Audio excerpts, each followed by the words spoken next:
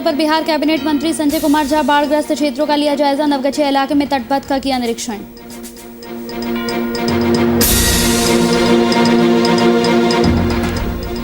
पाकुड़ में मतगणना को लेकर एक्शन में उपायुक्त पदाधिकारियों संघ किया निरीक्षण। पार्किंग रिसीविंग को लेकर ली जानकारी।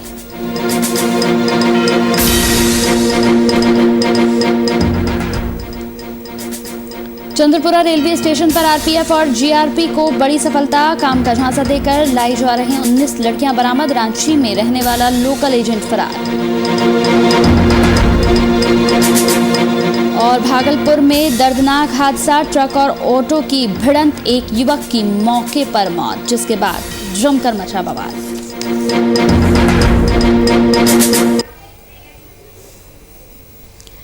नमस्कार, वीआईपी न्यूज में आपका स्वागत है। आपके साथ हाजिर हूं मैं कंचन। उत्तर प्रदेश के मुख्यमंत्री योगी आदित्यनाथ बाढ़ग्रस्त इलाकों का दौरा करने पहुंचे हैं। सीएम योगी ने कहा कि बाढ़ पीड़ितों के लिए शासन से धन पर्याप्त मात्रा में भेज दिया गया है, किसी प्रकार की कोई कमी नहीं है। जिन जिन क्षेत्रों में बाढ़ की ज्यादा समस्या खड़ी हुई है, वहां पर शासन से एक आईएएस रैंक का अधिकारी हर जिले को भेज दिया गया है। एक सप्ताह जिले में रुककर अधिकारी शासन को रिपोर्ट यहां पर देगा।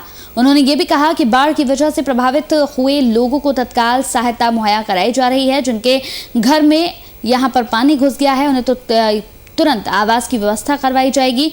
इसी के साथ मुख्यमंत्री ने यह भी कहा कि बाढ़ग्रस्त क्षेत्रों में किसी भी बाढ़ पीड़ित की यहां आकस्मिक मौत होने पर शासन से सहायता राशि भी मुहैया कराई जाएगी।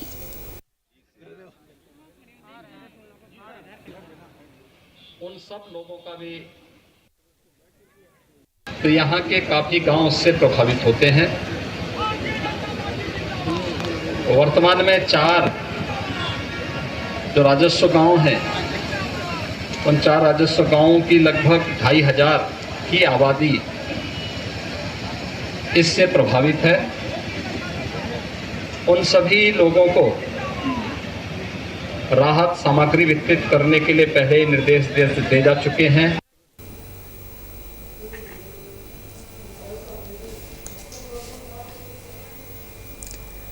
बिहार सरकार के जल संसाधन मंत्री सह सूचना एवं जनसंपर्क विभाग के मंत्री संजय कुमार झा बाढ़ग्रस्त क्षेत्रों का जायजा लेने भागलपुर पहुंचे। मंत्री संजय झा ने नवगछिया इलाके में तटबंध का निरीक्षण किया। उन्होंने कई बाढ़ग्रस्त क्षेत्रों का निरीक्षण किया। वहीं 2005 से ही यहां पर इस्माइलपुर से बिंदटोली तक तटबंध के निर्माण और मरम्मती में अरबों रुपए की राशि अब तक खर्च हो चुके हैं। बावजूद इसके इस बार यहां बांध टूट गया है और इसकी टूटने के बाद बाढ़ ने यहां पर जिस तरीके से पूरे क्षेत्र में तबाही मचाई हुई है, उससे लोगों को सबसे ज्यादा समस्याओं का सामना करना पड़ा। साथ ही साथ आपको बता दें कि नवगछिया नहीं बल्कि भागलपुर के शहरी आबादी और इससे सटे तमाम इलाकों में भी हर तरफ तबाही का मंजर देखने को मिल रहा है। भागलपुर कहलगांव के NH 80 सड़क को भी बाढ़ ने काफी नुकसान पहुंचाया है। मंत्री संजय झा ने बाढ़ग्रस्त क्षेत्रों का निरीक्षण करने के उपरांत भागलपुर परिसदन में पहुंचकर विभागीय अधिकारियों के साथ समीक्षा बैठक में हिस्सा लिया और अधिकारियों को यहां पर जरूरी दिशा निर्देश देते हुए भी नजर आए।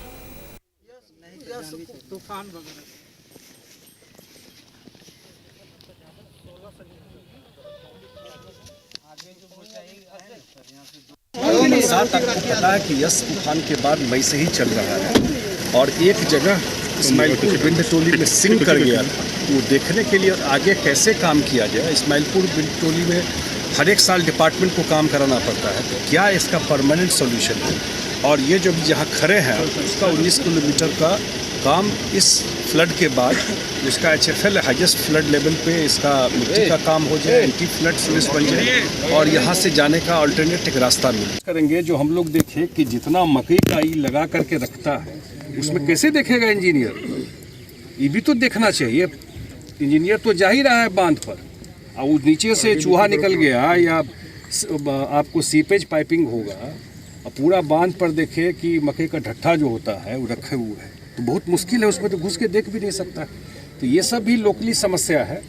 और जो ये एक अल्टरनेट रूट बन जाए और इसका काम कंप्लीट हो जाए, तो इसको फोकस करके जहां हम लोग खड़े हैं करीब 19 किलोमीटर का जो रिंग बांध है, एक अल्टरनेट रूट भी हो जाएगा, प्रोटेक्शन भी हो जाएगा।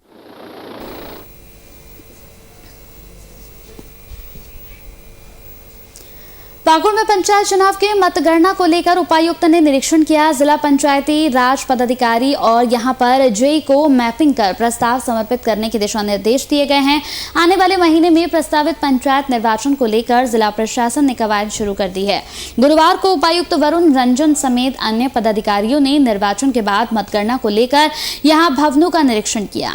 उपायुक्त समेत पदाधिकारियों ने सबसे पहले पॉलिटेक्निक कॉलेज का निरीक्षण किया। एक कमरे में कितनी मतगणना टेबल लग सकती है, इसके बारे में जानकारी ली। इसके बाद गोकुलपुर हटिया में बाजार समिति का उपायुक्त ने निरीक्षण किया। गाड़ियों की पार्किंग, रिसीविंग आदि के बारे में यहां पर जानकारियां भी ली।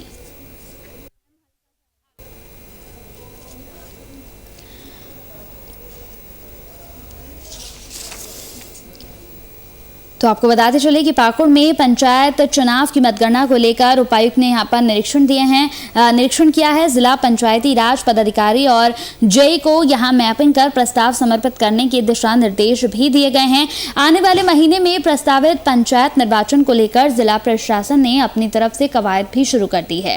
गुरुवार को उपायुक्त वरुण रंजन समेत अन्य पदाधिकारियों ने निर्वाचन के बाद मतगणना को लेकर भवनों का निरीक्षण किया। उपायुक्त समेत पदाधिकारियों ने सबसे पहले पॉलिटेक्निक कॉलेज का निरीक्षण किया।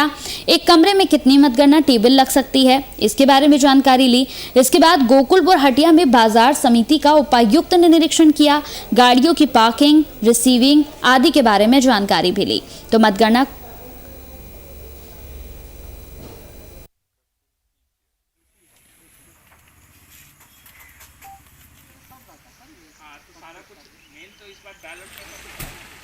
वाला है। आगामी पंचायत चुनाव जो प्रोबेबली अभी संभावित है, अभी तक उसकी घोषणा नहीं की गई है, परंतु संभावित है कि वो नवंबर-दिसंबर महीने में की जा सकती है। तो उसको लेकर के तैयारियों पे हम लोग अभी काम कर रहे हैं और उसी के संदर्भ में यहाँ पे जो स्ट्रांग रूम है वजगृह बनाया जाएगा, काउंटिंग सेंटर बनाया जाएगा।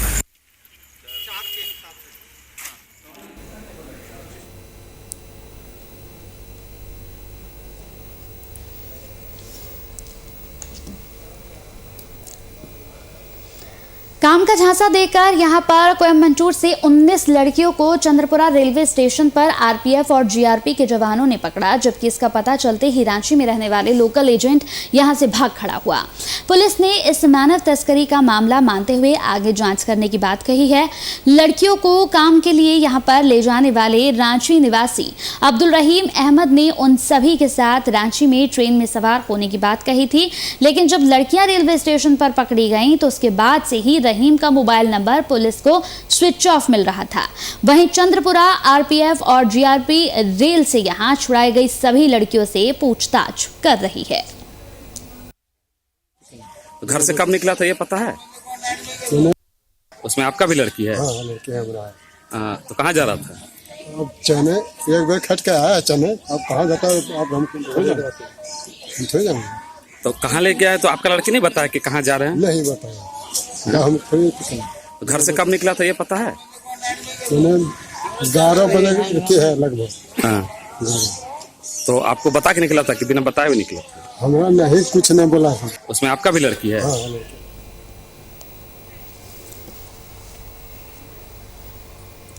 चलिए हम वक्त एक छोटे से ब्रेक का, जल्द हाजिर होंगे कुछ और खबरों के साथ।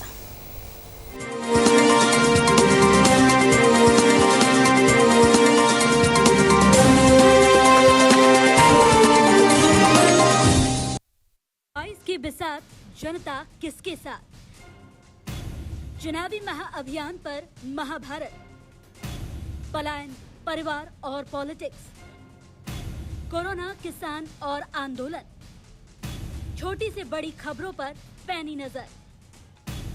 देखिए वीआईपी न्यूज अब एयरटेल के 348 नंबर पर। मसला सियासी हो या मुद्दा समाज का, खबर अपराध की हो या मामला भ्रष्टाचार का, बात विकास की भी और बात व्यवसाय की भी, हर क्षेत्र की खबर दिखाएंगे C10 न्यूज पर। C10 न्यूज को मध्य प्रदेश, छत्तीसगढ़, राजस्थान समेत संपूर्ण भारत में स्टेट हेड, जिला ब्यूरो एवं रिपोर्टर्स की आवश्यकता है। संपर्क करें 7509 72 9222 7509124333 7509126444 7509147555।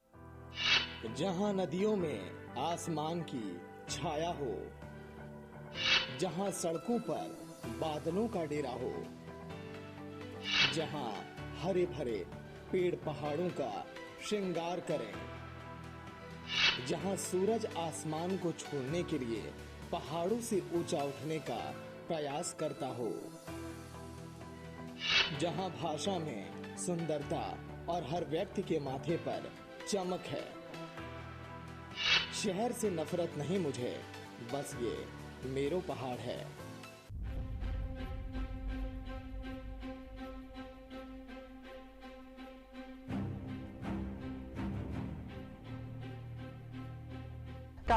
मैं डॉक्टर शिशिर उपाध्याय। सवाल तो पूछेंगे मैं। कोविड महामारी जिस पर पूरे देश में त्राही मची है, पूरे विश्व में त्राही मची है, उस पर चर्चा की जाए। जो घोषणाएं होती हैं वो सिर्फ चुनाव के समय ही होती हैं। क्यों? 2013 में, 2018 में और उसके बाद 2021 में, एक साल में जो कड़ी मेहनत की थी प्रशासन ने, जिस तरीके से रात दिन एक किया था, उस पर पानी फिरता नजर आ रहा है। ये उपचुनाव क्यों हुए थे? जब सत्ता कांग्रेस की थी उस समय बहुत सारे कांग्रेस छोड़ के भाजपा में शामिल हुए थे। दुर्घटनाएं होती रहती हैं, मौतें भी होती रहती हैं, लेकिन शासकीय लापरवाही से दुर्घटनाएं होती हैं। आखिर इंसान में कितनी निर्दयता आ गई है। जानवर भी शायद थोड़ा सा रहम दिल हो सकते हैं। प्रदेश की जनता का मन सत्ता बदलने का था, इसलिए ऐसा हुआ था। लेकिन लगभग 15 महीने की सरकार कमलनाथ जी चला पाए, उनके ही अपने लोगों ने धोखा दे दिया। कोरोना की महामारी पूरे प्रदेश और नहीं पूरे देश और विश्व में फिर से एक बार हाहाकार मचा रही है। क्या कारण है? चरित्र हनन सबसे सरल साधन बन गया है क्या राजनीतिक दलों में जिस तरीके की होड़ लगी हुई है, उसमें इस तरीके के आरोप में कितनी सच्चाई होती है? मास्क जरूर लगाएं, सोशल डिस्टेंसिंग का पालन करें और दूरी बनाकर रखें। नमस्कार।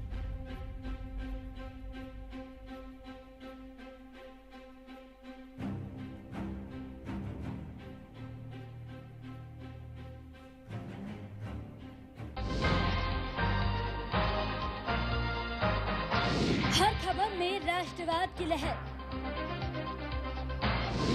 सच्चाई और भरोसा हमारा हथियार। पहचान पुरानी, अंदाज तूफानी, नए कलेवर और नए तेवर में।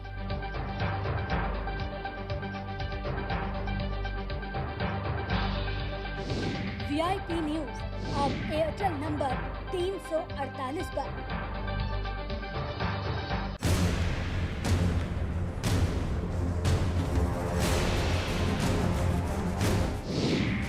VIP पर खबरें बड़ी और खास होगी।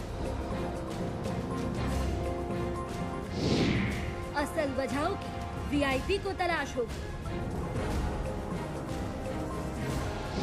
खुलेंगी पड़ते जहन में बैठे हर सवाल की।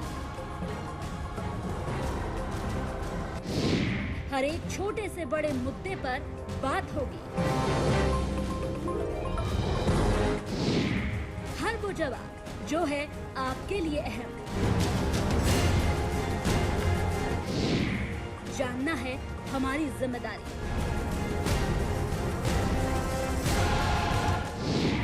देखिए VIP न्यूज अब एयरटेल नंबर 348 पर, साथ ही YouTube MX प्लेयर पर भी।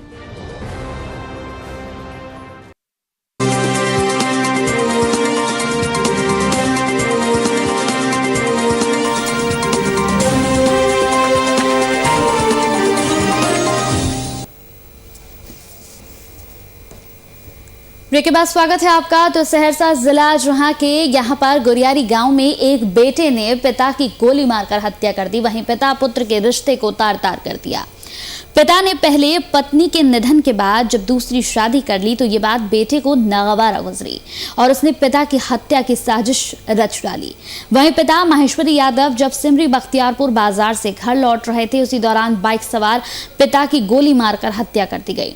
घटना की जानकारी देते हुए यहां पर सलखुआ थाने के चौकीदार योगेंद्र पासवान की माने तो महेश्वरी यादव की दूसरी शादी से नाराज बेटे ने ही साजिश रचकर पिता की हत्या कर दी। सूचना मिलते ही मौके पर पहुंची पुलिस छानबीन में जुट गई।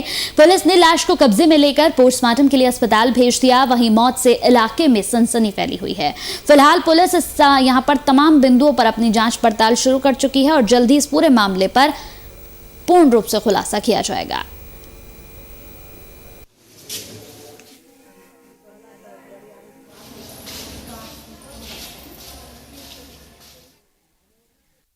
पहले उसका पत्नी डेट कर गया और शादी कर लिया। 6 महीना पहले उसका पत्नी डेट किया, तब उसकी शादी कर लिया।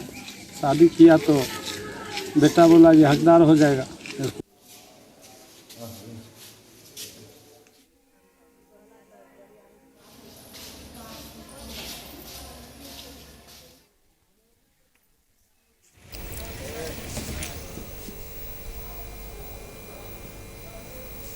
तो वहीं अब खबर नालंदा से है। आपको बता दें कि लाइन होटल पर हत्या की नीयत से पहुंचे 2 बदमाशों को लोगों ने यहां पर पिलर से बांधकर उनकी जमकर पिटाई कर डाली।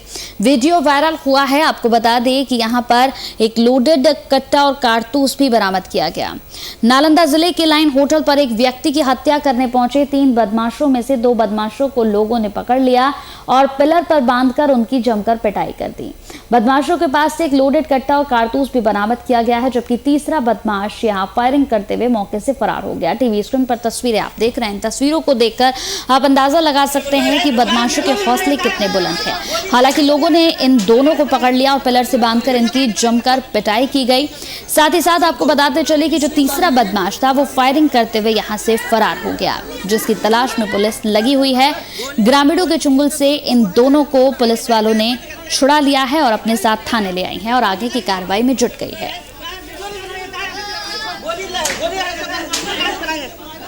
वीडियो कहानी बनाएंगे इसको सिंह को किसी का भी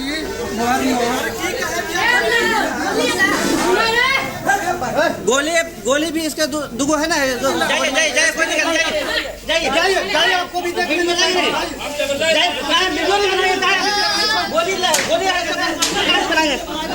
वीडियो कहानी बनाएंगे इसको सिंह को किसी का भी इसको सूचना दी गई थी कि 2 युवक आके उनके साथ मारपीट कर रहे हैं। तत्काल पुलिस वहां पहुंची। दोनों जो युवक हैं उनको रेस्क्यू कराया गया है और उन लोगों के द्वारा 2 जिंदा जो गोली है वो प्रस्तुत किया गया है। और जो होटल संचालक है उनका कहना है कि ये लोग लूटपाट करने के नज़रिए से आए थे, परंतु जो लड़कों को जो थाने पे ले जाया गया उनके बॉडी पे इंजरी भी है और जैसा वीडियो में आ रहा है इन लोगों को वहाँ बंधक बना के बांध के रखा गया था। उस संबंध में विधि सम्मत उनके आवेदन के आधार पे भी हम लोग FIR दर्ज कर रहे हैं, जिसमें हम लोग तो एक कहावत है कि जागो राखे सया मार सके ना कोई। जी हाँ, इस कहावत को चरितार्थ करने वाली एक तस्वीर को CCTV यहाँ पर कैमरे में कैद किया गया है। आपको बता दें कि जमालपुर रेलवे स्टेशन की ये तस्वीर है, जिसमें साफ साफ देखा जा सकता है कि चलती ट्रेन से उतरने के दौरान एक महिला अपने छोटे से बच्चे के साथ ट्रेन से नीचे चली गई। आपको बता दें कि महिला और बच्चे को कुछ नहीं हुआ। हालांकि इस दौरान प्लेटफॉर्म पर तैनात RPF और यहां GRP स्टाफ के द्वारा महिला को बचाने के लिए पूरा प्रयास किया गया, पर तब तक महिला ट्रेन के नीचे जा चुकी थी। इस दिल दहला देने वाली घटना को देखकर स्टेशन पर चीख पुकार मच गई, पर भगवान को कुछ और ही मंजूर था। इस तरह की घटना के बावजूद भी महिला और बच्चे को कुछ नहीं हुआ। जी हाँ, आपको बता दें कि ट्रेन की आधी बोगी महिला और बच्चे के ऊपर से गुजर गई। तभी चीख चिल्लाहट सुनकर RPF पुलिस सतर्क हुई और ट्रेन रुकवाकर महिला के साथ बच्चे को किसी तरह से बाहर निकाला गया। इस दौरान महिला यात्री को थोड़ी बहुत चोटें जरूर आई हैं, लेकिन दोनों पूरी तरह से सुरक्षित हैं। तस्वीरें आप देख रहे हैं। तस्वीरों को देखकर किसी का भी दिल दहल सकता है, किसी का भी। लेकिन सबसे हैरत की बात यह है, सबसे अच्छी बात यह है कि बच्ची और माँ दोनों सुरक्षित हैं।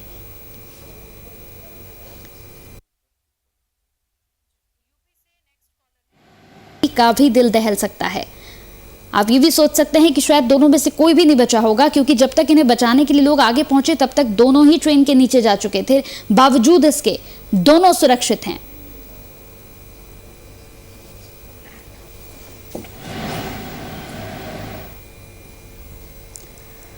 भागलपुर में टीओबी बाईपास के पास भागलपुर दुमका रोड पर एक गैस लदे ट्रक ने दूसरे साइड से आ रहे ऑटो को टक्कर मार दी, जिसमें ऑटो के अगले सीट पर सवार युवक ऑटो से गिर गया और ट्रक के नीचे आ गया, जिसकी मौके पर ही दर्दनाक मौत हो गई। घटना को अंजाम देने के बाद ट्रक चालक मौके से ट्रक लेकर फरार हो गया। मृतक युवक की पहचान कजरैली के केलापुर गांव के सियाराम के रूप में यहां पर हुई है। आपको बताते चलें कि सियाराम पासवान के बेटे रुपेश कुमार के रूप में, माफ कीजिएगा, उनके बेटे के रूप में ये उनकी पहचान हुई है। घटना की सूचना मिलते ही मृतक के परिजन और ग्रामीण मौके पर पहुंचे और यहां आक्रोशित लोगों ने सड़क को पूरी तरह से जाम कर दिया। घटना की सूचना पर अधिकारी मौके पर पहुंचे और परिजनों को बमुश्किल समझा बुझाकर इस पूरे मामले को शांत कराया गया।